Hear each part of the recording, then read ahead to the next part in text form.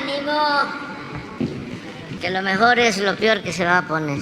Muy bien, hoy como todos los miércoles vamos a la sección de quién es quién en las mentiras y luego para información general, porque pues esto no se difunde en los medios convencionales, en la información de los periódicos, de las estaciones de radio, en la televisión, pero sí aquí y sobre todo abajo, casa por casa, porque se trabaja para transformar a México desde abajo y con la gente. Sin embargo, la conferencia mañanera la ven muchos, entonces es importante que se informe sobre los programas sociales, los programas de bienestar que se están llevando a cabo para que la gente tenga información sobre estos programas. Entonces vamos primero con Elizabeth para quién es quién en las mentiras y luego nos vamos con programas de bienestar. No son todos, pero es una síntesis, un resumen y vamos a buscar que sean breves las exposiciones, además breve y bueno, doblemente bueno, para que nos quede tiempo de que podamos tener este diálogo circular con ustedes, ¿no? Contestar preguntas. Entonces vamos con Elizabeth. Con su permiso, señor presidente, buenos días a todas y a todos. Hoy es 1 de marzo, estamos iniciando el año. Esta es la sección Quienes quieren las mentiras de la semana y vamos a iniciar con la primera, que dice de cómo Reforma inventa sus 8 columnas contra el presidente Andrés Manuel López Obrador. El periódico Reforma publicó en su primera plana a 8 columnas. Sabotea la democracia AMLO, Congreso de Estados Unidos. Ese título indica que el Congreso de Estados Unidos afirmó que el presidente de México sabotea la democracia. Pero ese titular es una falsedad. En realidad se trata de 2 congresistas de 535 legisladores federales de Estados Unidos. Uno de ellos es Bob Menéndez, senador demócrata de origen cubano, enemigo sabido de gobiernos de izquierda en América Latina. Y el representante republicano Michael McCaul, un antimexicano declarado y partidario del muro fronterizo. No es verdad, obviamente, que el Congreso de Estados Unidos se haya pronunciado sobre la reforma electoral en México. Vamos con la segunda. Inventan vuelos comerciales del AIFA al Aeropuerto Internacional de la Ciudad de México, supuestamente para recoger pasajeros. Los días 16 y 17 de febrero se compartió a través de redes sociales la imagen de un vuelo que partió del Aeropuerto Internacional Felipe Ángeles al Aeropuerto Internacional de la Ciudad de México. La instantánea iba acompañada con textos que aseguraban que ese vuelo era para recoger pasajeros, lo cual es falso y parte, ya sabemos, de la campaña que intentan hacer de desprestigio en contra del Aeropuerto Internacional Felipe Ángeles. La imagen compartida en redes sociales corresponde a la trayectoria de un vuelo no comercial de la aerolínea Marine Charters, que despegó del Aeropuerto Internacional de Felipe Ángeles al Aeropuerto Internacional de la Ciudad de México para recibir mantenimiento. El capitán Jorge Badía, vocero de la aerolínea, declaró a AFP que los vuelos de esa aerolínea entre el AIFA y el Aeropuerto Internacional de la Ciudad de México no son vuelos comerciales, sino traslados de aeronave realizados por logística de la empresa. Pero pues ya sabemos cómo se las gastan, ya no saben qué inventar y todo es sobre las obras que emprende el presidente de la República. Vamos con la tercera, el caso de Tesla en México y las noticias falsas. En los últimos días se ha especulado mucho sobre las inversiones de Tesla en México. Los medios generaron expectativas, pero el colmo de la falta de ética periodística surgió el 27 de febrero, cuando el columnista Darío Celis esparció una mentira después de la reunión virtual del presidente de México, Andrés Manuel López Obrador, con el empresario Elon Musk, CEO de Tesla, asegurando que el empresario estadounidense habría retirado la inversión de México por un desacuerdo con el mandatario federal y que se llevaría la armadora a Austin, Texas. Darío Celis incendió las redes con su mentira.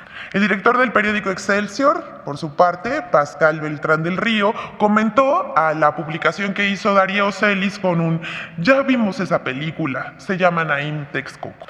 También, fiel a su estilo, Chumel Torres dio por cierto el anuncio. Qué raro, ¿verdad? Y él escribió: 10 millones de dólares que iban a entrar de inversión extranjera. La necedad y la ineptitud cuestan. ¿Qué pesadilla votaron? Dios de bondad. Qué pesadilla, la oposición, diría yo. Marlene Stahl, conductora de noticias en Imagen Televisión, repitió el discurso desgastado que traen desde 2006, que el presidente es un peligro para México. A ellos le siguieron, por supuesto, Marieto Ponce, así como el diputado Gabriel Cuadri y el expresidente Felipe Calderón. Pero todo esto resultó falso. Y aunque el mismo día se desmintió la falsa noticia y que el presidente de la República, Andrés Manuel López Obrador, ayer también anunciara que la empresa Tesla se instalaría en territorio nacional, los mensajes con esta mentira hasta el cierre de esta sección continúan. Son periodistas y opositores que no se ruborizan ni ante el ridículo que hacen. Y bueno, vamos a presentarles, además de esta información, una contribución de Infodemia con más mentiras sobre el anuncio de la instalación de Tesla en México. Vamos a ver.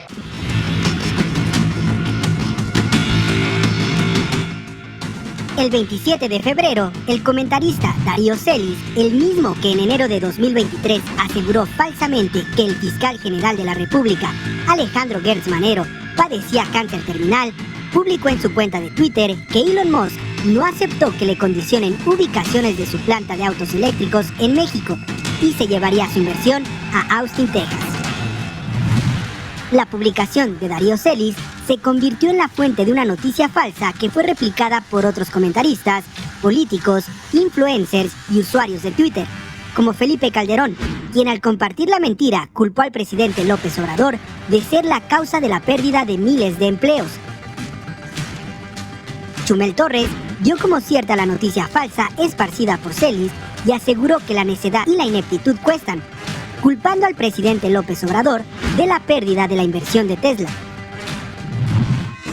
Otros políticos que repitieron la mentira de Celis fueron Gabriel Cuadri y Lili Téllez. El diputado federal del Partido Acción Nacional repitió la noticia falsa y aseguró que el presidente López Obrador logró joder a México. Por su parte, la senadora Téllez lanzó comentarios clasistas al asegurar que antes de recibir inversión extranjera, el sureste de México debe ponerse a trabajar. Esta noticia falsa generó un sentimiento de rechazo entre los usuarios de Twitter, quienes se sumaron a las acusaciones en contra del presidente López Obrador y señalaron que fue un capricho o berrinche el ahuyentar la inversión de Tesla. Infodemia. Agradecemos a Infodemia su participación para esta sección. Y pues aquí se los dejamos como reflexión. Y la falta de ética periodística y de comunicar la responsabilidad que tiene cada persona con cuántos seguidores tiene en las redes sociales y lo que publica a sus audiencias. Vamos con la última. De las secuelas de la marcha del INE no se toca: mentiras, acarreados y desinformación sobre el plan B de la reforma electoral. Primero queremos hacer una aclaración y, un desmentido. Al consejero del Instituto Nacional Electoral, Ciro Murayama, él cuestionó que aquí en esta conferencia mañanera se haya mencionado que entre los convocantes al acto estaban integrantes del Servicio Profesional Electoral. Solo diremos que los propios organizadores fueron los que mencionaron que uno de ellos sería orador, aunque el consejero Murayama declaró como falsa esa información, desmintiendo a Genaro Villamil. Aquí vemos este tuit en el que niega que integrantes del INE hayan sido organizadores ni oradores. Nosotros tenemos otros datos. Lo que dijo Ciro Murayama es falso. Les vamos a mostrar a un consejero del INE que estuvo en el Zócalo y varios integrantes más del Servicio Profesional Electoral que participaron en la manifestación del 26 de febrero. Ellos mismos compartieron en sus redes sociales que habían acudido, como José Roberto Ruiz Aldaño, consejero del INE, en la marcha. Además, otros integrantes del Servicio Profesional de Carrera que participaron fueron Luis Fernando Benítez Mejía. Aquí vamos a ver en la pantalla que ellos mismos, repito, publicaron en sus cuentas de Twitter su asistencia a la marcha del 26 de febrero, pese a lo que dijo Ciro Murayama. Luis Fernando Benítez Mejía es vocal ejecutivo de Junta Distrital número 23 de México, Lerma de Villada. Elizabeth Hernández Loyola, vocal de Capacitación Electoral y Educación Cívica de la Junta Local Ejecutiva de Morelos. Alan Giovanni Vadillo Carmona es encargado de la vocalía Organización Electoral de la Junta Distrital de la Ciudad de México. Karen Anel Botello Versáñez, ella es vocal ejecutiva de la Junta Distrital número 27 de México, Metepec. Marcelo Javier Almeida Villa, vocal de Capacitación Electoral y Educación Cívica de la Junta Distrital número 2 de Baja California Sur, San José del Cabo. Janet Piteros Méndez, vocal de Capacitación Electoral y Educación Cívica de la Junta Local Ejecutiva de Sonora. También Aarón David Fernández García, vocal ejecutivo de la Junta Distrital Ejecutiva número 5 de Tamaulipas, Ciudad Victoria. Laura Araceli Lozada Nájera, consejera del Instituto Estatal Electoral de Hidalgo. Pero además vamos a mostrar a los convocantes de la marcha. Hasta aquí está este desmentido a Ciro Murayama y a todos los que sí participaron en esta marcha. ¿Quién convocó? Pues el expresidente Felipe Calderón, el empresario Claudio X González, los partidos PAN, PRI, PRD, y eso que era una manifestación ciudadana, o eso dice. El exrector de la UNAM, José Narro, incluso se atrevió a decir: hoy la lucha es por el INE, pero mañana podría ser por la autonomía de las universidades públicas. La paranoia y la sinrazón. También la ex lideresa del CENTE, Elba Ester Gordilla, que clamó: mi voto no se toca, como si se olvidara de su papel para manipular el voto en 2006, así como su mano derecha, Luis Carlos Ugalde, quien al frente del INE, bueno, ahora es INE, antes IFE, convalidó el fraude.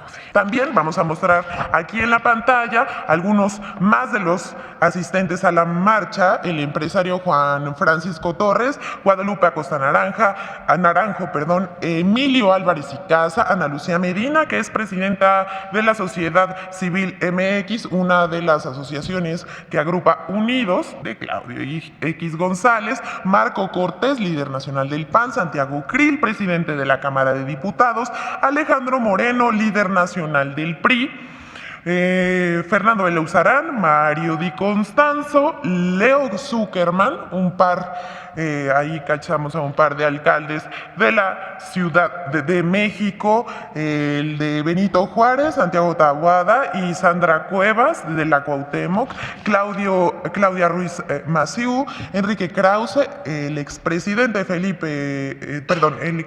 Vicente Fox, Javier Lozano, Jesús Zambrano, quien es dirigente del PRD, Héctor Aguilar Camín, Josefina Vázquez Mota, la senadora del PAN Xochitl Gálvez, Francisco Martín Moreno, entre otros. Esta es la clase política disfrazada de sociedad civil. Aunque contrastan opiniones de otros asistentes que no se veían verdaderamente muy informados sobre la reforma electoral. Vamos a ver este video. ¿Pero crees que el INE va a desaparecer con el plan B de AMLO? Pues no desaparecer, pero sí puede ser que pierda el control y lo tome el poder, y no queremos estar en un país donde exista nuevamente la monarquía y sea ahora sí que las decisiones por una sola persona. ¿Ustedes defienden al INE? ¿De qué? ¿Ustedes defienden al INE? ¿De qué? Del PAN. Del PAN. Estamos con Lili Telles y vamos a seguir aquí en las convocatorias que hagan esta, y las veces que sea necesario, pues vamos a estar aquí. ¿Ustedes ya revisaron la ley? ¿Ya saben cuál es la reforma que se va a aplicar? Pues oímos aquí y allá no mucho, porque no platican mucho, pero te alcanzamos a oír, sí. Y está muy, muy mal, porque nosotros somos católicos, apostólicos, romanos, y eso no nos conviene. Esas leyes son totalmente opuestas a nuestras costumbres, a nuestra religión, a nuestra identidad como personas, como seres humanos. Muy bien. A nuestra libertad, ataja totalmente nuestra libertad. ¿De qué hay que defenderlos? De los malos. ¿Y qué están haciendo los malos? Robar. ¿Quiénes son los malos? Ay, si no sé bien. ¿Tú? Bien, ¿cómo ves el plan B de reforma? ¿Veniste a protestar en contra de esta? Por no es conveniente. Por pues el INE tiene que ser el INE lo puso a él. ¿Y tú cómo ves que el plan B hiciera que el INE dejara de ser el INE? Pues ay, si no sé bien. No lo he analizado tan profundamente. ¿Te me molesta? Igualmente me molesta. O sea, no está pensando en el pueblo, o sea, la gente está pensando en sí mismo nada más, sin realmente pensar en lo que son las necesidades de todo. Hoy lo que queremos es seguridad y es lo que él quiere cegar a la gente, y eso no lo debemos de permitir. ¡No se va a volver a postular! ¡Estás derrotado, AMLO! ¡Estás derrotado, AMLO! Ni crea que va a durar. No se va a postular. ¡Que soporte! Es un delincuente.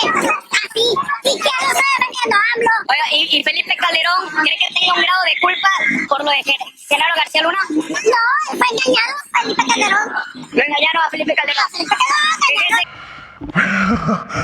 Hasta aquí algunos aspectos de la marcha. Sí quisiera detenerme para agradecer a todos los que contribuyeron para este video. Lo sacamos de las redes sociales, algunos reporteros que fueron a cubrir la marcha, televisoras y medios independientes. Pero vamos a otra cosa. Esto fue los aspectos de la marcha. Pero la prensa escrita, ¿qué pasó con la prensa internacional? Ellos recogieron notas sobre la manifestación desde el New York Times hasta The Guardian y El País, pero solo The Wall Street Journal le dio la principal con todo y fotografía. Por ejemplo, The New York Times publicó que en México la institución encargada de las elecciones, o sea, el INE, cojea por la reforma enviada por el presidente. Lo mismo que el diario británico The Financial Times, que publica que la democracia en México está en peligro. La información de periódicos internacionales ha sido retomada por algunos periódicos locales como Político MX y El Financiero, tanto en sus páginas escritas como en sus portales de internet. Durante y después de la movilización, la oposición y algunos periodistas hicieron un striptease político, desnudando su verdadera esencia, la hipocresía y la simulación. Con tweets engañosos o plagados de mentiras, otros no en apoyo a lo que dicen ellos que es democracia, sino en apoyo a los partidos políticos y a la oposición. Luis Cárdenas, Ricardo Rocha, Lorenzo Córdoba, Maca Carriedo, Chumel Torres, Emilio Álvarez Casa. Escuchen esto, la diputada federal del PAN, Ana Teresa Aranda, hasta acusó a la jefa de gobierno de la Ciudad de México, Claudia Sheinbaum, de declarar contingencia ambiental para boicotear la marcha. Oigan nomás, humor involuntario, falso y absurdo. Además, la cobertura de los medios a la marcha fue extensa en periódicos digitales, prensa escrita, pero también en la televisión y en la radio. Estas estuvieron a la orden del día. Vamos a ver cómo editorializaron algunos la marcha del día. A los 11 integrantes de la Suprema Corte de Justicia para que cumplan la obligación de defender la Constitución y la democracia del atropello contenido en el Plan B de la reforma electoral, la esencia de la protesta. Pese a insultos y amenazas del Poder Ejecutivo, del populismo delirante, megalómano y depredador, el Poder Judicial está obligado a dar la madre de todas las batallas legales para evitar el robo de nuestro voto y evitar que el autócrata de Palacio imponga su soberana voluntad. Cientos de miles de personas salieron a defender algo muy sencillo: que se respete el voto, que el gobierno no controle las elecciones ni le arrebate a México la democracia. El INE no se toca. Nuestro voto decenas de miles, el presidente dijo que más de 100,000, o sea que tienen que haber sido muchísimas más que se movilizaron en defensa del INE y contra su reforma electoral. López Obrador obviamente descalificó la movilización y a sus asistentes. Dijo que fue organizada por el bloque conservador con el fin de seguir robando. Que le hubiera preguntado a la gente ayer, se hubiera asomado de la valla. Sí se escuchó también el vuelo, sí fue porra pareja para ambos. Eso sí, creo que más intensidad para la máxima casa de estudios, porque sí, es la universidad que en estos momentos pues también dicen corre peligro su autonomía. Esta última declaración, queremos hacer énfasis por la declaración que también dio José Narro, revolviendo todo, diciendo que se ponía en riesgo la autonomía de la UNAM. No sabemos a qué se refiere, pero también es una mentira. Por último, les compartimos a manera de conclusión sobre la marcha del INE, la voz de un ciudadano que miraba la marcha desde lejos, a distancia, con mucho respeto. Y esta declaración fue recogida por la revista Polemón. Esta es la verdadera sabiduría popular. Vamos a ver. Vamos a tratar de platicar con alguien que está observando la marcha, pues para que nos diga qué piensa sobre eso. Vamos a hacer una pequeña entrevista. Sí, ¿cómo no? ¿Qué piensa de la gente que se manifiesta hoy? ¿Usted se manifiesta hoy también? No, yo vengo de paso, pero es muy importante. Es parte de la democracia. Sí. Nos encontramos con un México ya politizado, que todos participan en cuestiones políticas de interés nacional. Pero pues dan todo su derecho. Es interesante para que haya un equilibrio. ¿Usted está a favor o en contra de...? Mire, por lo que yo he sabido, no es tanto que... Es una reforma al INE, más no se quiere secuestrar a un INE para un interés político. Es lo que yo percibo. Entonces, porque sí debe de haber reformas en todas las instituciones. Entonces, pero es interesante que salgan a manifestarse toda la gente. Es interesante, son cambios políticos que se están dando. Un cambio de régimen muy interesante. ¿Cree que antes la gente como ellos se manifestaban? ¿O cree que apoyaban al anterior régimen? Mire, anteriormente los medios tácticos informativos pues siempre nos decían lo que ellos querían decirnos. Pero hoy, gracias a las redes sociales, hay un pueblo que despierta, que participa, y es muy interesante para el bien común social de México. Es muy interesante porque yo lo percibo. Yo no soy de aquí, de la ciudad urbana, aquí de la Ciudad de México. Soy mexicano al 100%, toda mi descendencia, pero en los pueblos, en las comunidades, en los 2.458 municipios, hay mucha participación en las cuestiones políticas y eso ayuda mucho al desarrollo de un país, porque no es posible que estemos tan cerquita de la potencia más grande del mundo y haya una desigualdad abismal, se puede decir, pero vamos avanzando. Es un proceso a largo plazo, porque para el bien común social y para nuestros hijos, para los hijos de nuestros hijos. Es interesante y qué bueno, pues me da gusto que la gente que nunca salía a marchar a hoy marche. Es algo muy satisfactorio. Viva el pueblo informado. ¿Es cuánto, señor presidente? Buenos días. Vamos a dar informe del avance de las pensiones de bienestar. Adelante. Respecto a la pensión para el bienestar de los adultos mayores, 11.2 millones de adultos mayores recibirán para el bimestre marzo-abril su pensión por 4.800 pesos.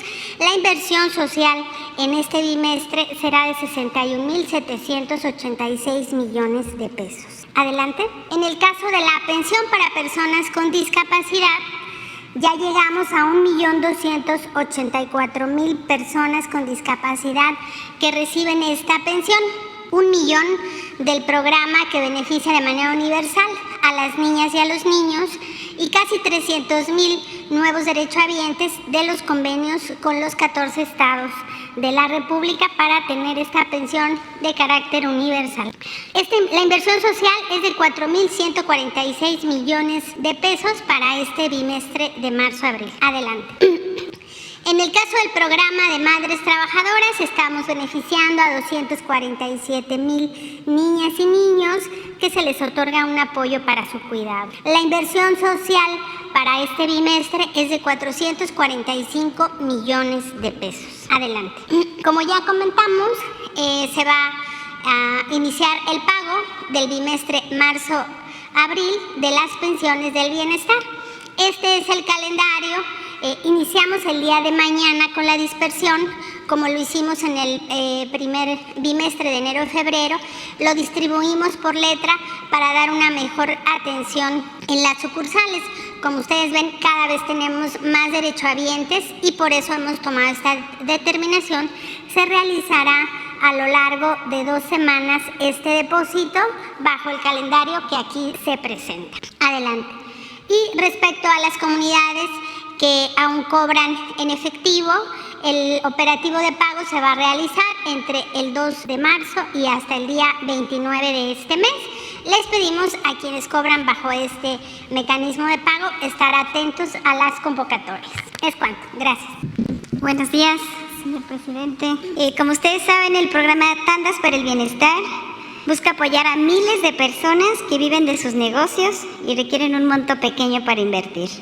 Fortalece la economía popular, los ingresos familiares y empodera a las mujeres empresarias. Como se ve en la lámina, desde 2019 a estos días de febrero 2023 se han colocado 1.264.822 tandas que equivalen a una inversión de 8.134 millones de pesos. Cabe destacar que una tercera parte de esta inversión proviene de la propia recuperación. Y la meta para el primer semestre de este año es rebasar los 70,000 créditos por un monto de 1,000 millones de pesos. Y si pueden observar en la lámina, en la parte de abajo, deben continuar realizando sus reembolsos todas las personas que tienen tanda en cualquiera de las 1,700 sucursales de antes Telecom, ahora Financiera para el Bienestar, y ahí mismo solicitar sus siguientes créditos. Y también queremos aprovechar para que todas las personas que recibieron créditos a la palabra por montos de 25,000 deberán también escribir al correo que está ahí debajo, serviciosfinancieros@finabien.gov.mx, para que les den la orientación de cómo realizar sus pagos. Muchas gracias. Con su permiso, señor presidente, buenos días a todas y todos. La Coordinación Nacional de Becas para el Bienestar Benito Juárez tiene a su cargo 3 programas prioritarios para el Gobierno de México que tienen como fin otorgar becas educativas a estudiantes desde el nivel preescolar hasta el nivel licenciatura, priorizando a aquellos que se encuentran estudiando en escuelas ubicadas en localidades indígenas de muy alta y alta marginación.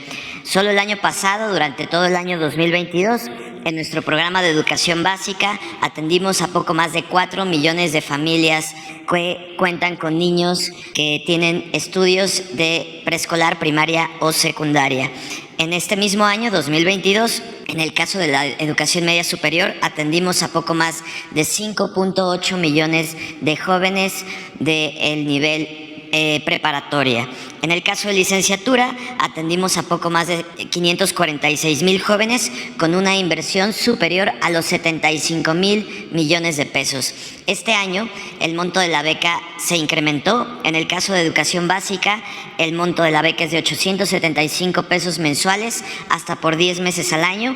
Para esta primera dispersión, que corresponde al primer bimestre del año, ya se hizo a 3.5 millones de familias que tienen niñas y niños de educación básica. También, en el caso de educación media superior, el monto de la beca se incrementó a 875 pesos mensuales y ya comenzó en febrero la dispersión para jóvenes de preparatoria, llegando a poco más de 4.1 millones de jóvenes. Por último, en el caso de licenciatura, El monto se incrementó a 2.575 pesos mensuales, también por hasta 10 meses al año, y ha comenzado la dispersión en febrero para 409,000 jóvenes que estudian la licenciatura. Sería todo, muchas gracias. Muy buenos días, con su permiso, señor presidente. Respecto al programa Jóvenes Construyendo el Futuro, bajo responsabilidad de esta subsecretaría, mencionar que el programa busca la incorporación de jóvenes que están entre 18 y 29 años y no estudian o no trabajan en actividades productivas y empleo. Y actualmente los Jóvenes Construyendo el Futuro reciben un apoyo mensual de 6,310 pesos, además de su seguro social médico del IMSS que cubre enfermedad, maternidad y riesgos en el trabajo. A nivel nacional, actualmente se ha tenido un histórico de beneficiarios de cerca de 2.6 millones de jóvenes, lo cual ha significado una inversión sin precedentes en la juventud en la historia del país de cerca de 91,000 millones de pesos. Reiterar que en el año 2023 se dará prioridad a las y los jóvenes que habiten en municipios de alto índice de rezago social, con alta incidencia delictiva, y a integrantes de grupos históricamente discriminados. Decir que para el año 2023 igualmente el presupuesto aprobado para el programa Jóvenes Construyendo el Futuro es de 23,000 millones de pesos, lo cual significará un apoyo directo a los jóvenes de serán cerca de 480,000 jóvenes a nivel nacional. En lo que va del año ya es un ejercicio presupuestal de cerca de 2,438 millones de pesos y ya iniciaron capacitación 148,000 jóvenes. Es cuanto. Muy buenos días a todas y a todos. Con su permiso, señor presidente. En lo que respecta a la escuela es nuestra, cerramos 2022 con un registro de 44,300 escuelas atendidas, de las cuales el 74% de ellas ya han dispuesto de sus recursos en las sucursales del Banco del Bienestar y se encuentran en proceso de ejecución de sus recursos en la ampliación, rehabilitación de sus instalaciones, horario extendido y servicio de alimentación. Para 2023 nuestro presupuesto incrementó en más de 100%, es decir, el doble respecto del año pasado, lo cual se destinará en beneficio de aproximadamente 100,000 escuelas en condiciones de alta vulnerabilidad. De esta manera estaremos llegando a una cobertura nacional de más de 1,400 municipios al 100% y del 77% de escuelas públicas de educación básica que habrán recibido en una o más ocasiones el presupuesto que por derecho les corresponde.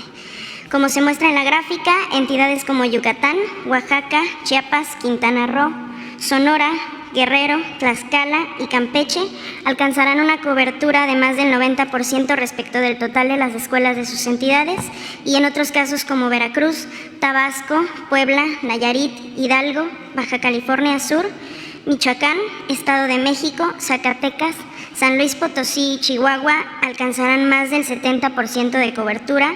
El resto de las entidades van del 35% al 69% de cobertura respecto del total de sus escuelas.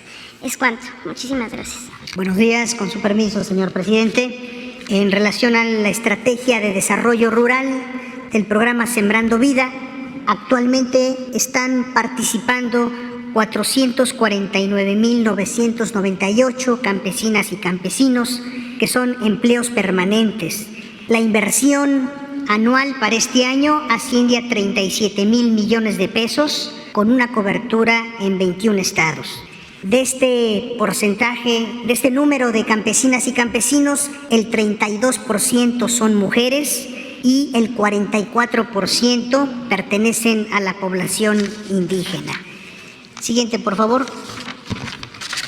El programa, en su 5º año de trabajo, tiene ya producidos 1,411 millones de árboles. Este número de árboles, el 53% son forestales, 23 agroindustriales, 22 frutales y 23% de especies. La cobertura del programa está en 1,104,000 hectáreas y en la estrategia de producción agroecológica se han producido 1 millón de toneladas de fertilizantes orgánicos y 24 millones de litros de biofertilizantes. Esta estrategia para atender la instrucción presidencial de suspender el uso del glifosato y en general el uso de agroquímicos. Es cuanto. Muchas gracias. Con su permiso, señor presidente, buenos días a todos, a todas. Informo a ustedes de 2 programas prioritarios para el rescate del campo y la autosuficiencia alimentaria en este 2023. El primero de esos 2 programas prioritarios, Producción para el Bienestar, antes Procampo, ejercerá este año 15.506 millones de pesos, lo que representa un incremento de 10.7% respecto al presupuesto del año anterior.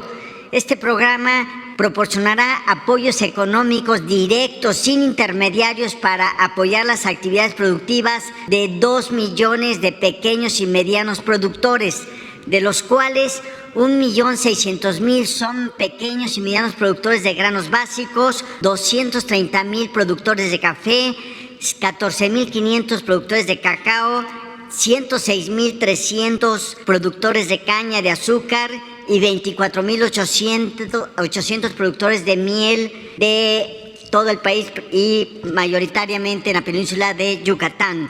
En este año se llevará a cabo la entrega de tarjetas de Banco de Bienestar a los 2 millones de productores de Producción para el Bienestar, en una primera etapa concluida en este mes pasado de febrero y una segunda etapa en el mes de mayo. Y en marzo y junio de este año se entregará a los productores su apoyo económico para impulsar sus actividades productivas con toda oportunidad. Por lo que respecta al programa Fertilizantes para el Bienestar, este año tendrá un presupuesto de 16.864 millones de pesos, lo que representa un incremento de 220% respecto al presupuesto autorizado el año pasado. Este programa, con este presupuesto, apoyará con fertilizantes gratuitos a 2 millones de pequeños productores de las 32 entidades federativas.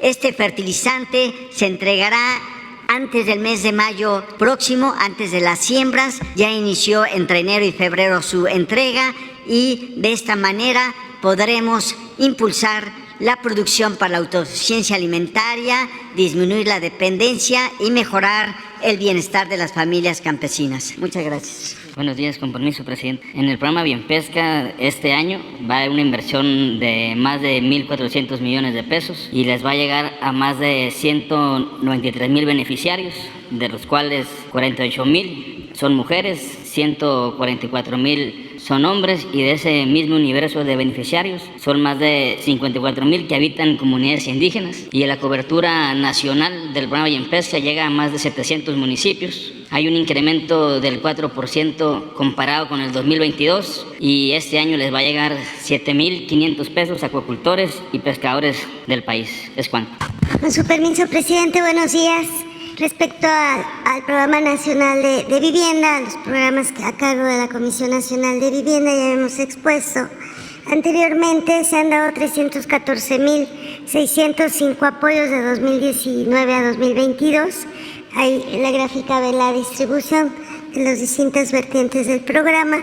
Para este año se darán 67.054 apoyos, que significan 4.696 millones de pesos, distribuidos en 3 vertientes: de por una mejor vivienda, 56.655 apoyos, que consisten en 35.000 pesos para mejoramiento y 90.000 pesos para ampliación; 2.382 apoyos para el Programa Nacional de Reconstrucción, con esto este año se cierra el programa; y de vivienda social, 8.017 apoyos, 2.111 millones de pesos, básicamente para atender situaciones de riesgo y programas prioritarios del Gobierno de México en 26 entidades del país, 183 millones de pesos. Con esto estaremos atendiendo de 2019 a 2023 a más de 1,5 millones de personas. Buenos días, presidente. Buenos días a todos. El programa prioritario Internet para el Bienestar consta de 2 servicios públicos de telecomunicaciones. El primer servicio es lo que el presidente ha prometido y prometió, que es brindar Internet gratuito en plazas públicas, centros escolares, unidades médicas, bibliotecas y en todos los lugares donde la gente pueda recibir, si se acerca a ese lugar, Internet completamente gratuito. En este servicio público llevamos a la fecha 65,152 sitios que están colocados en 19,529 localidades. Cabe mencionar que estas localidades son localidades sumamente remotas y de poblaciones pobres. El promedio mensual de conexiones por sitio es alrededor de 1,600 conexiones, lo cual nos daría un promedio mensual de alrededor de 90 millones de servicios por mes que se está dando en este servicio público. La meta para este año son 100,000 sitios en total, que cubrirán 27,672 localidades. Por otro lado, el programa contempla otro servicio de telecomunicaciones, que es telefonía celular. Esto se hizo por instrucciones del presidente, por la necesidad que existe en muchas localidades que no tienen telefonía celular. Se está ahorita en un despliegue bastante agresivo. Estamos desplegando 3,800 antenas.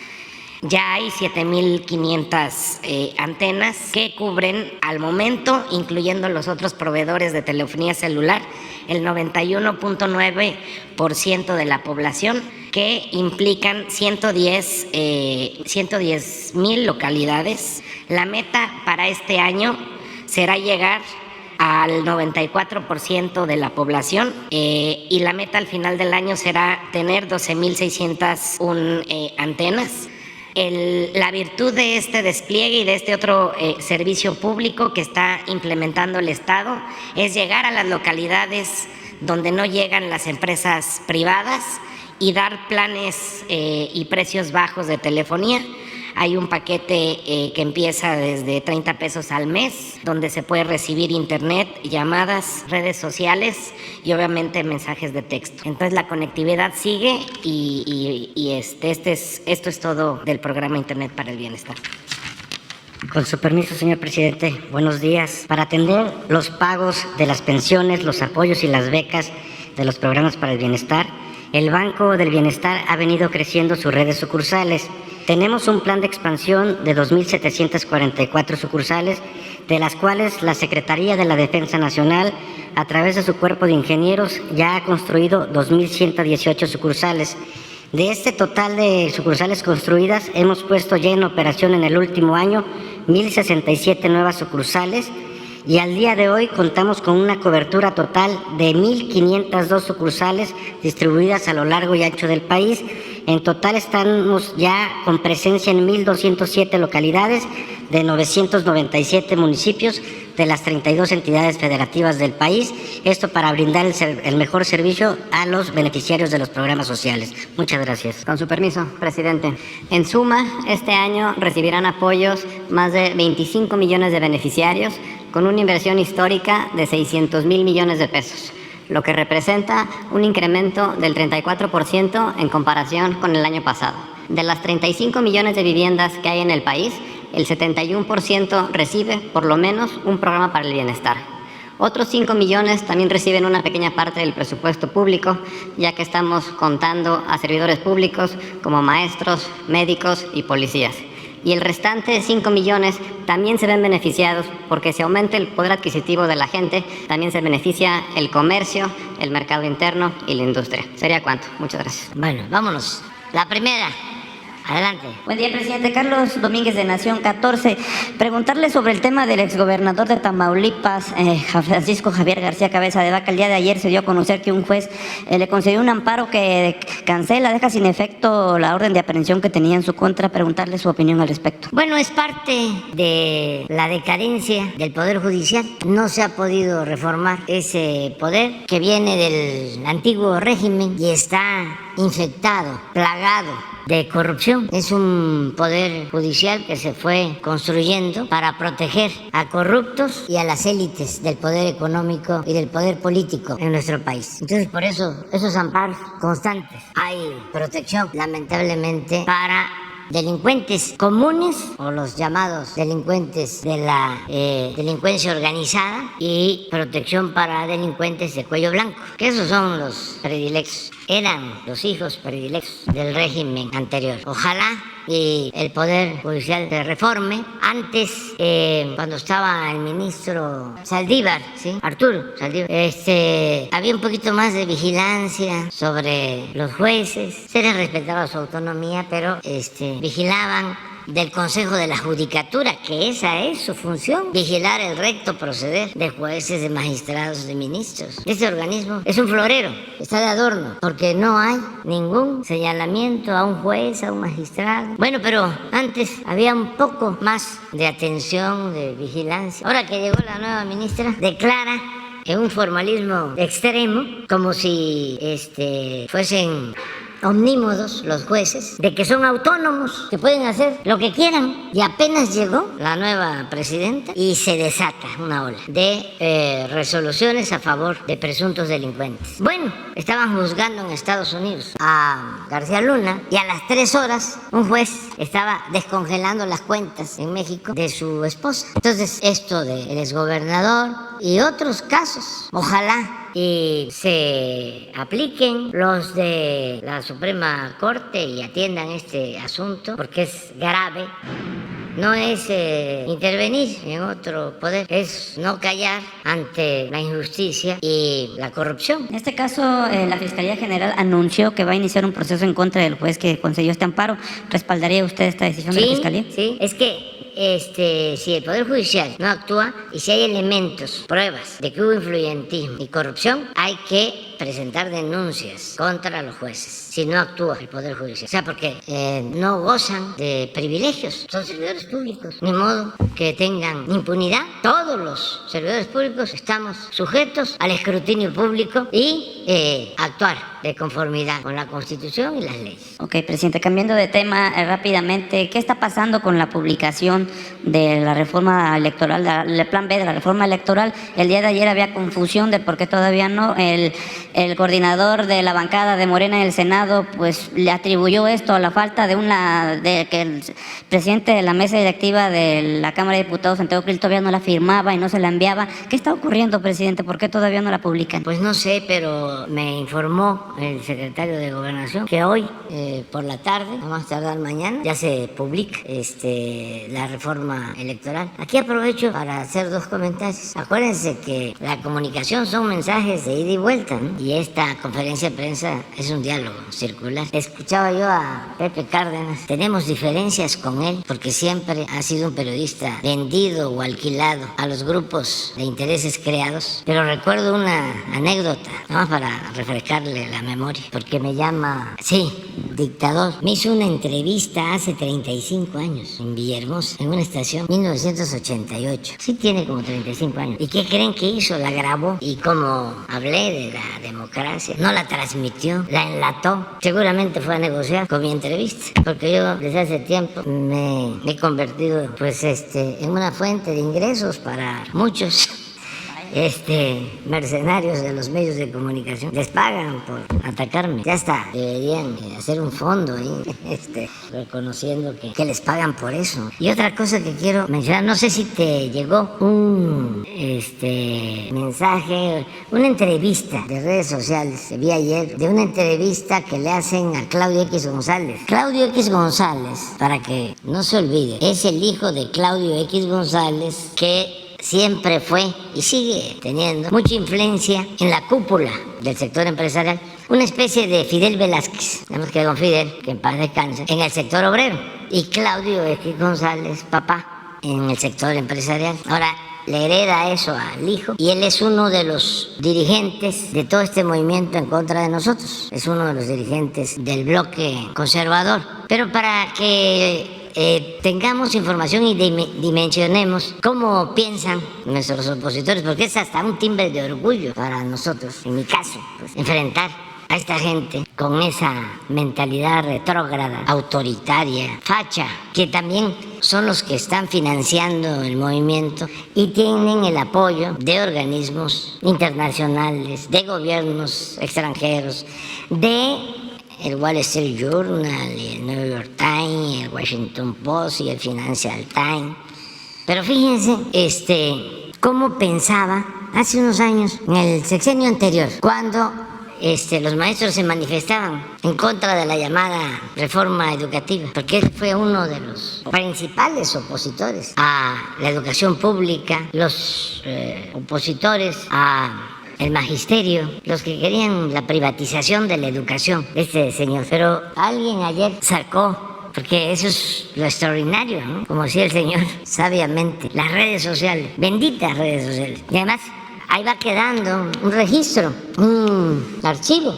Y ahí muy claramente va uno viendo cómo van mudando de posturas, porque como hemos dicho varias veces, la verdadera doctrina de esta gente es la hipocresía. Ahora viene y se manifiesta, ¿no? Y encabeza la manifestación y hay absoluta libertad, como nunca. Por eso les dije ayer a los del gobierno de Estados Unidos que había más democracia en México, con todo respeto, que en Estados Unidos, y más libertades. Y ya no hablemos de más justicia. Claro que en este país ahora hay más justicia que en Estados Unidos, y muchas otras cosas que tenemos a favor. Por eso, la oposición de quienes quieren seguir manteniendo gobiernos autoritarios al servicio de las oligarquías en México y en el mundo, que usan la democracia nada más como pantalla, cuando en el fondo o detrás lo que predomina son gobiernos oligárquicos, gobiernos para las minorías. La democracia es el gobierno del pueblo, para el pueblo, con el pueblo. Bueno, vean, ojalá y se vea bien, porque luego no me reclaman que no vieron bien y que pero es lo que saca uno de las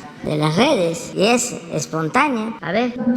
¿Cómo se resuelve esto? Pues aplicando la ley, descontando los días a los maestros que están aquí, dejando sin más de 900,000 niños en Oaxaca sin clases. Hay que descontarles el día. Faltan 3 días, pues hay que despedir a algunos de ellos para que los demás entiendan que tienen que regresar al salón. Digo, el Estado de Derecho, aplicado con cuidado a los derechos humanos de las personas, eso no es represión, eso es Estado de Derecho.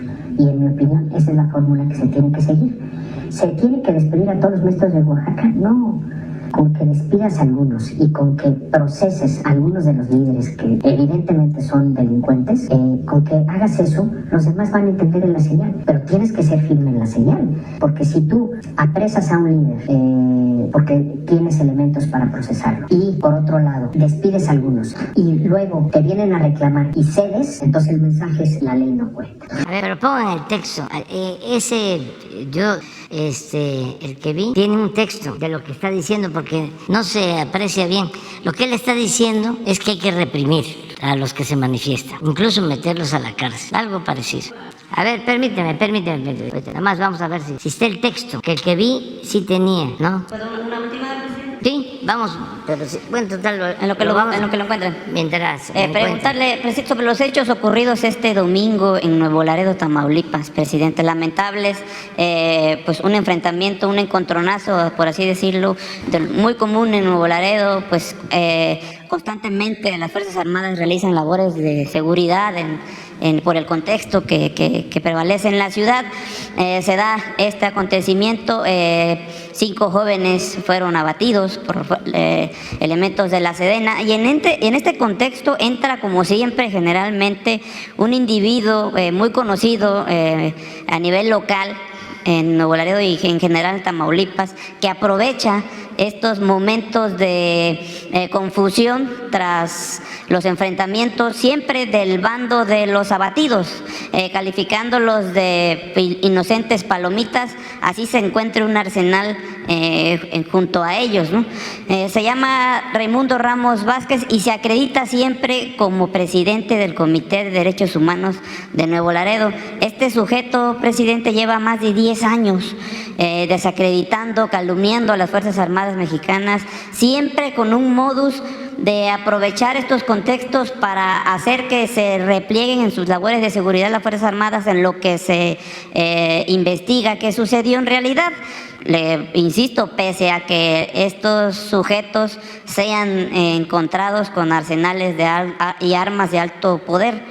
Me gustaría, nada más para dejar en claro quién es y a qué se dedica este sujeto, si me lo permite, ponerle un audio que fue difundido en 2019, donde Raimundo Ramos Vázquez es interceptado en una llamada con el líder del cártel del Noreste en Nuevo Laredo, de nombre Jorge Ezequiel Gutiérrez Pimentel, detenido el año pasado junto al Huevo Treviño, líder máximo del cártel del Noreste en Nuevo Laredo, por elementos de las Fuerzas Armadas.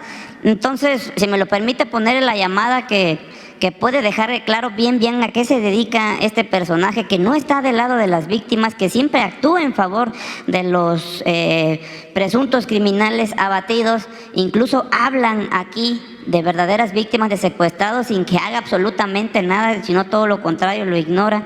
Entonces, me gustaría ponérselo porque ayer vimos la amplia cobertura del tema con López Dóriga, en Milenio con Azucena y otros medios que le han abierto muchos espacios para que desacredite cualquier labor de seguridad en favor de los tamaulipecos y de los neoboladenses que realizan las Fuerzas Armadas. Entonces, si no tiene ningún inconveniente, presidente, para que a todo México y sobre todo a todo Tamaulipas y a los medios que le abren espacios y políticos que lo defienden, porque ayer vimos también al Grupo Plural en el Senado haciendo una conferencia de prensa hablando del tema y acreditando todo lo que este personaje está diciendo en contra de las Fuerzas Armadas, cuando en realidad es un operador más del crimen organizado, en este caso el cártel del Noreste, presidente. A ver, sí, nada más que... Adelante. Te iba a decir si tú tienes protección. Sí.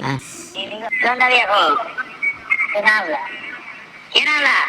Raimundo Ramos. Soy yo, viejo borrado. Ahora no me contesta, ¿qué está pasando? Pues es que está cortado mi teléfono. ¿Qué le iba a decir, oiga? Fíjate que ahorita fueron unos que de PGR. Sí, me acaban de hablar. Ajá, ¿qué pedo con eso? Como hay una denuncia ahí en la PGR, sí, quieren tomar una foto del lugar de los hechos, es una inspección. Sí. Pero yo no quiero hablar en privado con usted mejor primero y ya lo que usted diga. Pero dígame qué onda, qué pasó, qué. No, pues nomás es parte de la investigación que está haciendo PGR. Bueno, porque llegaron y aquí pues ahí pues estaba, pues no me dice nada ni nada, pues ahí cuenta que llegaron y ahí adentro pues estaba un carro con detenidos. Uno de ellos sí se asomó, pero no alcanzó a ver, pues había rata con fierros, ¿verdad? Pues igual si quedan en espalda decía bala. Me imagino que esos de PGR son de aquí mismo, son de los locales de aquí. Así es, un licenciado que un tal Telles. Telles, sí. Bueno, bueno. Y después ahí pues nomás, yo me asomé, ¿verdad? Y le digo, dígame, dice, no, que venimos a buscar material en Enrique Puente. Le digo, no salga, le digo, pero no está, dígame. No, es que veníamos a hacer una inspección, dice, pues ahí nomás para tomar unas fotos. Dice, sí me dejaron tomar, dice, no, era pues ya espero que van. Bueno, la llamada es un poco más larga, más tarde la publicamos, presidente. Se ponen de acuerdo, es como un asesor, actúa en esta llamada como un asesor de El Borrado, detenido el año pasado junto al Huevo Treviño en Nuevo Laredo. Preguntarles, aprovechando, ¿qué puede hacer su gobierno para evitar que más charlatanes como estos, o este charlatán en especial, siga lucrando con la bandera de derechos humanos, cuando la verdad no defiende los derechos humanos de nadie, siempre actúa en favor de un cártel del crimen organizado, porque ya hasta la CNDH pues no se pudo quedar callada y tuvo que manifestarse que revisará qué está sucediendo en este caso, cuando en realidad se trata de un enfrentamiento entre unos jóvenes de un cártel con las Fuerzas Armadas que simple y sencillamente estaban haciendo su trabajo y que gracias a Dios no perdieron la vida en esta ocasión como lo han hecho en otras ocasiones, presidente. Bueno, conozco el caso, se nos informó en el Gabinete de Seguridad y a propuesta del secretario de la Defensa, Luis Crescencio Sandoval González, se pidió la intervención de la Comisión Nacional de Derechos Humanos para que se investigue el caso. Incluso las autoridades militares ya están también coadyuvando en la investigación para que si resultan responsables los miembros del ejército sean castigados. En redes sociales publicó las condolencias a estos jóvenes, entonces, porque así lo hacen siempre. Sí, pero lo mejor es dejar las cosas en claro, no ocultar nada. Pensemos en dos cosas. Primero, lo que lamentablemente sucedió en Iguala con los jóvenes de Ayotzinapa. ¿Para qué ocultar las cosas? Fue un crimen y un error. Tenían que haber dicho la verdad y castigar a los responsables, pero se ponen a fabricar otra versión o fabrican delitos con otros culpables a ocultar la verdad. Entonces, eso no. Segundo, debe de quedar muy claro que este no es el gobierno de Fox o de Calderón, no es el mátalos en caliente. Aquí se respetan los derechos humanos, de verdad. Y todos estos falsarios, Álvarez y Casa y todos ellos, que se callaron y que incluso avalaron el narcoestado que imperó desde Fox a Calderón y continuó después. Pero el acuerdo se da desde Fox y tiene su momento estelar durante el gobierno de Calderón. Y no estoy inventando nada. Es lo que salió en el juicio de García Luna y lo que va a seguir saliendo. Entonces, no somos iguales. No ocultar nada. Siempre hablar con la verdad. No mentir, no robar, no traicionar al pueblo. Ese es el escudo para enfrentar a todos estos conservadores corruptos, hipócritas. Eso es lo que nos da autoridad moral. Si no, no resistiéramos. Si yo tuviese más dinero que Loret de Mola, o que Claudia X González, o que Narro, o que Krill, que la mayoría de ellos, si yo me hubiese dedicado a robar como ellos, pues no podría yo encabezar con el apoyo de millones de mexicanos una transformación como la que se está llevando a cabo. No aguantaría yo, imagínense, periodicazos del Wall Street Journal, ay, nanita, del New York Times, del Washington Post, del Financial Times, bueno, ni del Reforma, o de El Financiero. ¿Por qué están enojados los del Financiero? Por los negocios que tenía el dueño del Financiero en el sexenio pasado y a nosotros. Le daban contratos hasta para hacer cárceles. ¿Qué tiene que ver el dueño de un periódico con construir un penal? Pero además, con créditos de la banca de desarrollo, que es dinero público. Pues los entiendo, ¿no?, de que estén molestos. ¿Cuánto? 100 millones de dólares, ¿sí? No, menos. Pero sí, y además un crédito que no tiene para pagar. Eso se lo dio el gobierno anterior, Videgaray, sí. Porque todo lo que tiene, sus bienes, no le alcanzan para pagar. Entonces, esa es la molestia. Y están también pensando que si nos debilitan, pues van a poder regresar por sus fueros para que les condonen esos créditos. Están pensando que va a regresar la mafia del poder. ¿Ustedes creen que la gente va a querer que sigan estos tranzas gobernando México? Están equivocados. La gente va a seguir apoyando la transformación, limpiando de corrupción el país, purificando la vida pública. Y está demostrado que es una minoría. La mayoría de nuestro pueblo es trabajadora, gente de bien. Siempre he pensado que la mayor riqueza de México es la honestidad de su pueblo. Entonces les vamos a volver a ganar. Sí, pero hay que hacer la investigación y hay que convencer, no imponer. Eso es lo que se tiene que investigar para que no se lucre con estos hechos y mucho menos con el dolor humano. Porque ustedes creen que a estos periodistas mercenarios les importa el dolor de los familiares de las víctimas, de los que pierden la vida con la violencia. No, lo vimos cuando la pandemia, se frotaban las manos porque querían que muriera más gente para exhibirnos, para decir el gobierno es un fracaso. Son muy perversos, de malas entrañas, malos de Malolandia. Pero afortunadamente, pues lo que decía el señor, ya hay mucha politización en México, ya está dando frutos la revolución de las conciencias. En eso es en lo que más hemos avanzado en el país, en la creación de conciencia. Dicen, polariza el presidente. No, se politiza.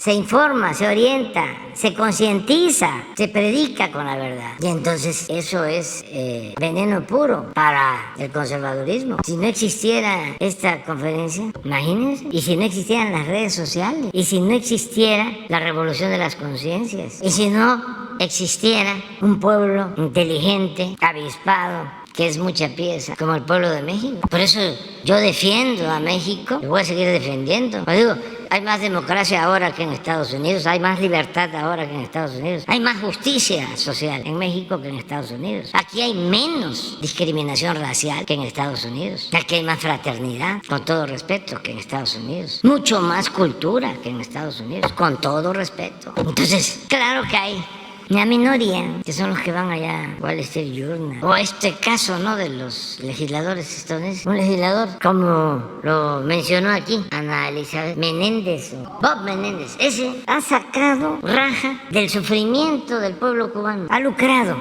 con el dolor del pueblo cubano, porque es el que tiene la bandera en contra de Cuba y es el que ha estado promoviendo el bloqueo a Cuba, y lo hace por convicción. Sí, porque es muy conservador, reaccionario, pero también porque lucra económica y políticamente. Ha ido escalando, llegó a ser senador, es senador, y cuando quedaban 50-50 y él decidía, vendía caro su voto al mismo partido al que pertenece, conseguir su voto. Ponía todas las condiciones. Y el otro senador republicano, como aquí se dice, antimexicano. Entonces, vamos hacia adelante, a ver si ya está más claro el texto. A ver, porque es una joya. ¿Cómo se resuelve esto? Pues aplicando la ley, descontando los días a los maestros que están aquí, dejando sin más de 900,000 niños en Oaxaca sin clases. Hay que descontarles el día. ¿Faltan 3 días? Pues hay que despedir a algunos de ellos para que los demás entiendan que tienen que regresar al salón. Digo, el Estado de Derecho aplicado con cuidado a los derechos humanos de las personas, eso no es represión, eso es Estado de Derecho. Y en mi opinión, esa es la fórmula que se tiene que seguir. ¿Se tiene que despedir a todos los maestros de Oaxaca? No. Con que despidas a algunos y con que proceses a algunos de los líderes que evidentemente son delincuentes, con que hagas eso, los demás van a entender en la señal. Pero tienes que ser firme en la señal, porque si tú apresas a un líder porque tienes elementos para procesarlo y por otro lado despides a algunos y luego te vienen a reclamar y cedes, entonces el mensaje es: la ley no cuenta. Está más o menos claro, ¿no? Progresista este hombre, de izquierda, se autodenominó.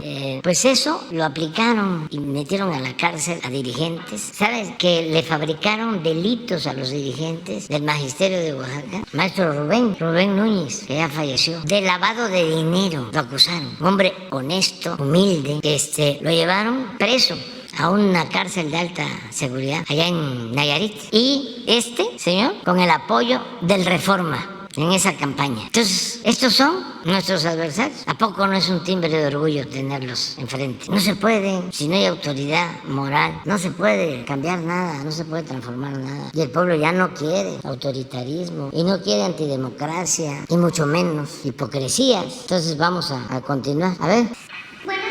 Presidente, buenos días a todos. Shaila Rosagel, corresponsal del Grupo Gili, El Imparcial de Sonora, La Crónica de Mexicali y Frontera de Tijuana. Presidente, con la decisión que se tomó con la llegada de Tesla a Nuevo León, ¿esta decisión se podría replicar en otros estados donde hay sequía como Sonora y Baja California? ¿Cuándo y bajo qué condiciones podrían llegar plantas a estas entidades?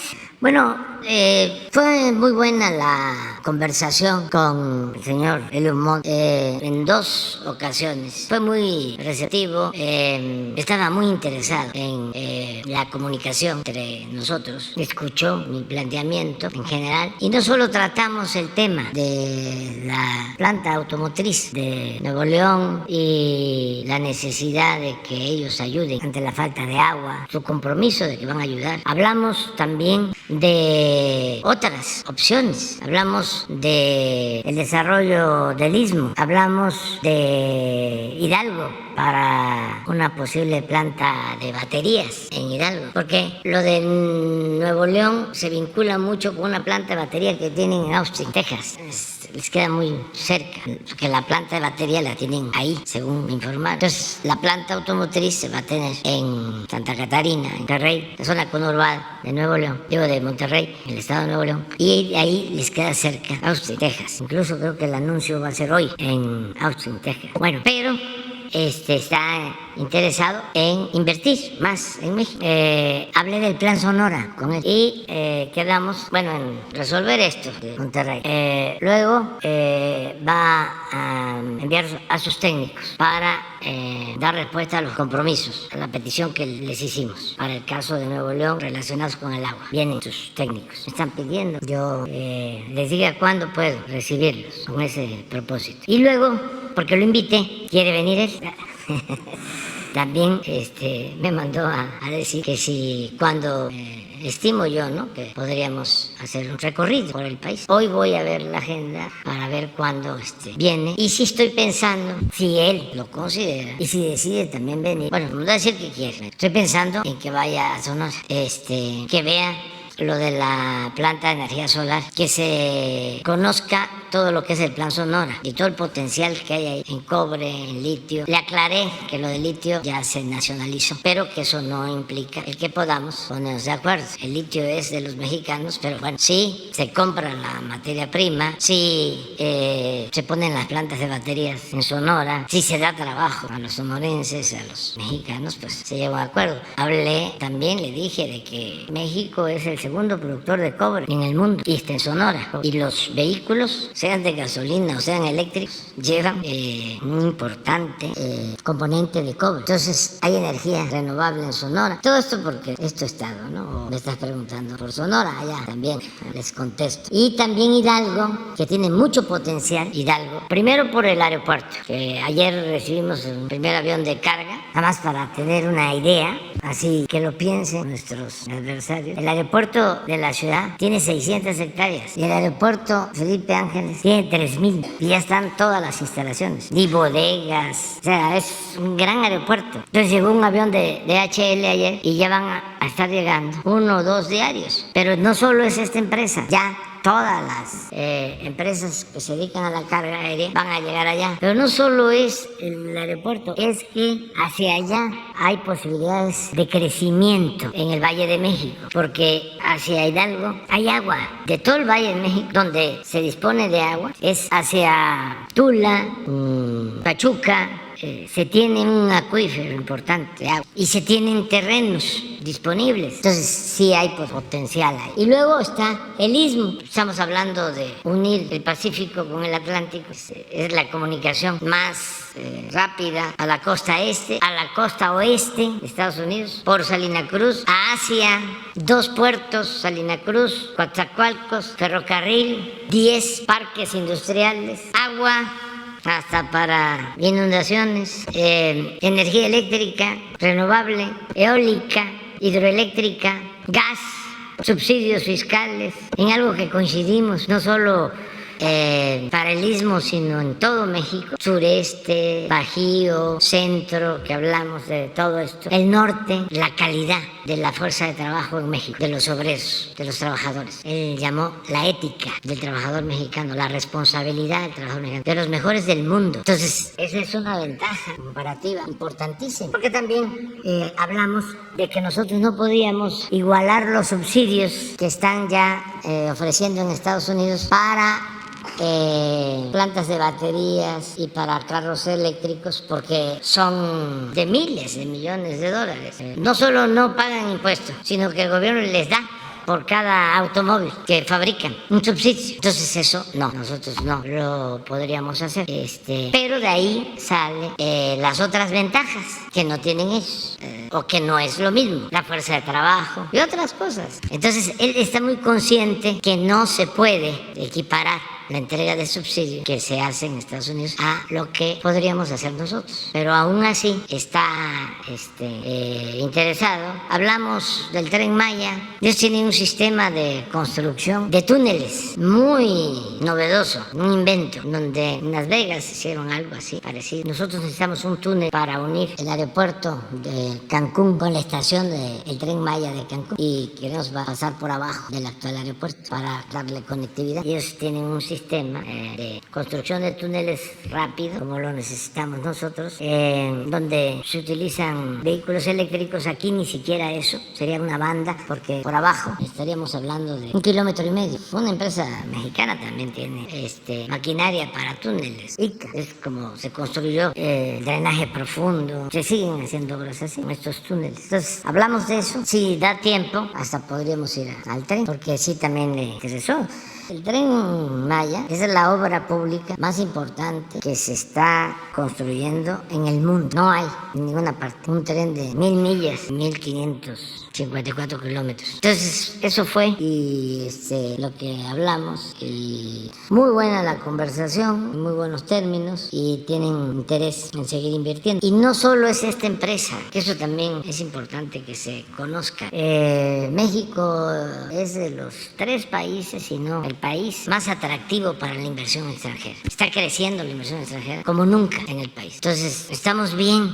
Mañana jueves les voy a presentar unos datos sobre cómo está la economía del país para sentirnos seguros de nuestro futuro, cómo va México saliendo adelante. Por eso, no al retroceso, porque un factor, dirían los tecnócratas, una variable importantísima en este desarrollo ha sido el no permitir la corrupción. Entonces, si regresan los corruptos, el bandidaje oficial vuelve, el estancamiento económico, la falta de oportunidades, el empobrecimiento del pueblo, los privilegios para las minorías. Entonces eso ya no, tenemos que seguir adelante. Tengo una llamada. Presidente, nada más preguntar. Ya cuando me empiezan a... Mire, ¿cuántas tengo?